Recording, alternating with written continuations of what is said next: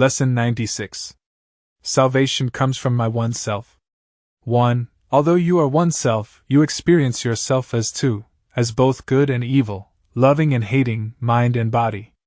This sense of being split into opposites induces feelings of acute and constant conflict, and leads to frantic attempts to reconcile the contradictory aspects of this self-perception. You have sought many such solutions, and none of them has worked. The opposites you see in you will never be compatible. But one exists. 2.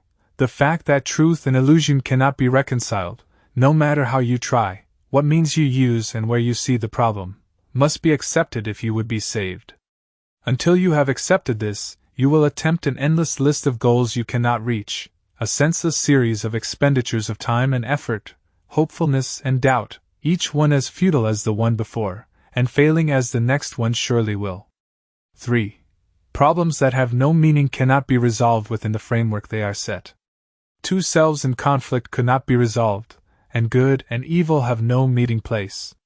The self you made can never be yourself, nor can yourself be split in two, and still be what it is and must forever be. A mind and body cannot both exist. Make no attempt to reconcile the two, for one denies the other can be real. If you are physical, your mind is gone from your self-concept, for it has no place in which it could be really part of you. If you are spirit, then the body must be meaningless to your reality. 4. Spirit makes use of mind as means to find its self-expression. And the mind which serves the spirit is at peace and filled with joy. Its power comes from spirit, and it is fulfilling happily its function here. Yet mind can also see itself divorced from spirit, and perceive itself within a body it confuses with itself. Without its function then it has no peace, and happiness is alien to its thoughts. 5. Yet mind apart from spirit cannot think. It has denied its source of strength, and sees itself as helpless, limited, and weak. Dissociated from its function now, it thinks it is alone and separate, attacked by armies massed against itself and hiding in the body's frail support.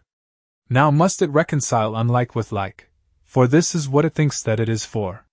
6. Waste no more time on this.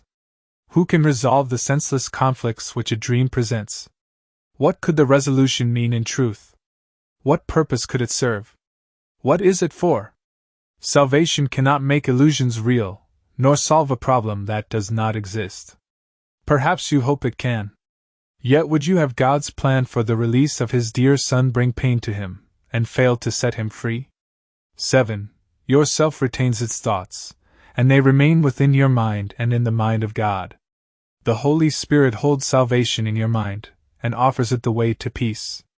Salvation is a thought you share with God, because His voice accepted it for you and answered in your name that it was done. Thus is salvation kept among the thoughts your self holds dear and cherishes for you.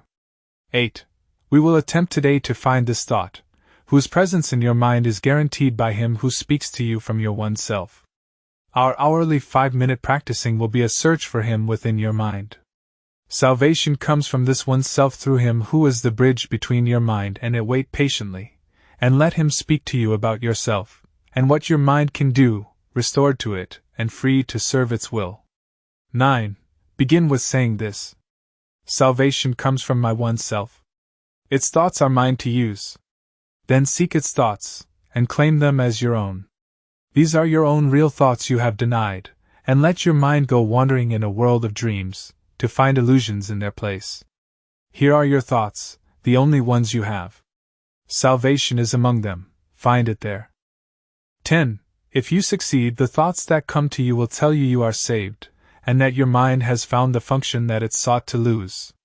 Your self will welcome it and give it peace. Restored in strength, it will again flow out from spirit to the spirit in all things created by the spirit as itself. Your mind will bless all things. Confusion done, you are restored, for you have found yourself. 11. Your self knows that you cannot fail today.